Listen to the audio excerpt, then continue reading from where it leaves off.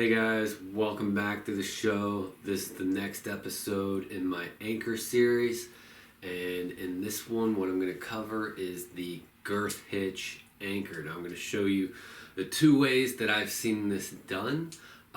It's not something that I use myself. Frankly, Girth Hitch it's not an confidence inspiring knot for master point knot, but it is completely safe. I'll show you the pros and cons of it, what to look for, and based on what I've seen, I think it's got a lot of popularity in Europe. So I think it's good to just kind of know what it is, know what you're looking for if you run across it, if someone's using it, so you can safely evaluate it and make sure that it's good to go. So it's a simple anchor. Just uses a sling and some carabiners, locking carabiners preferably.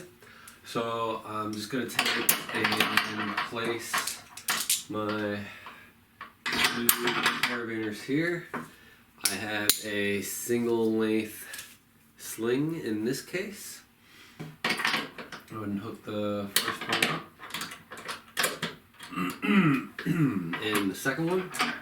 Now, what I want to do is make sure my bar tacks are up here near one of the two carabiners, and I'm just going to take my master point carabiner and I'm going to girth hitch it.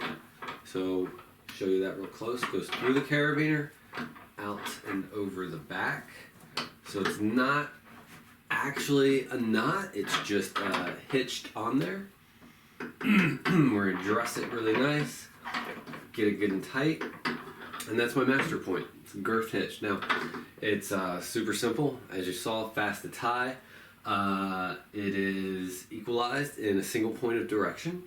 It is redundant between the 2 points, and it is non-extending if one of these points were to fail. So, lastly, it does also have a shelf that you can utilize.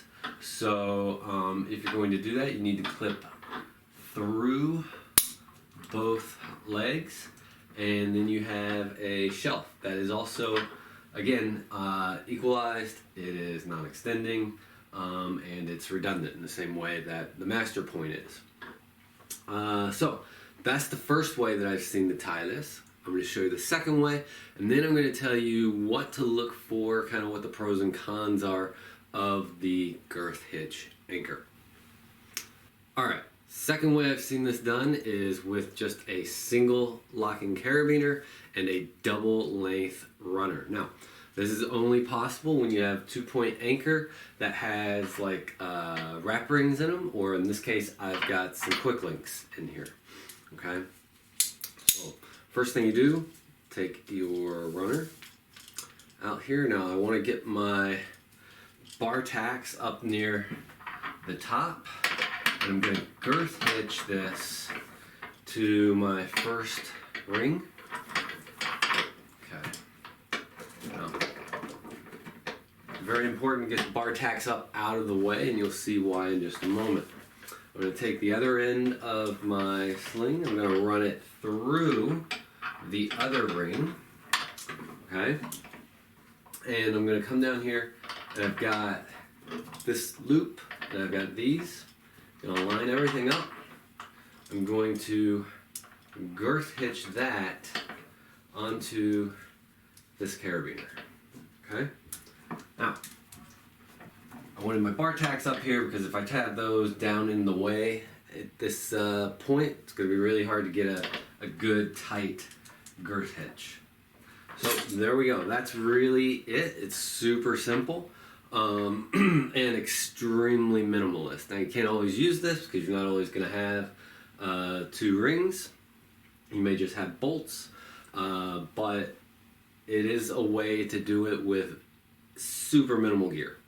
There is also a shelf on this anchor. You want to be careful. You want to make sure that you're going through both sets of legs here, and then you want to go through the legs on this, and then you've got a shelf, which again is equalized, it is redundant, and it's non-extending. So that's the other way I've seen to tie this. Again, this isn't one that I use. If I've got a 2-point anchor like this on a bolt, I'm just going to use a quad. I covered that in another episode. But from what I understand, like I said, it's gaining popularity in Europe, so you may see it sometime, especially if it starts to get popular here in the US. Now, why is this good or bad? Well, it's good because it's super simple, right? Easy to tie, minimal gear, and a girth hitch, it's really easy to inspect, make sure that, it's tied right.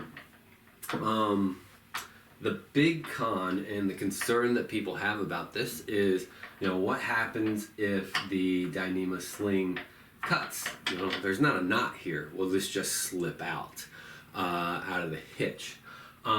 Based on the things that I've read about this that has been tested and evaluated, and what was found is that as long as the sling breaks outside of the first 2 inches of the sling next to the girth hitch, then the slippage would be minimal enough that it would not slip out and the knot will hold. Now, that also assumes that the knot is good and tight, that you really dressed this well and, got it good and tight.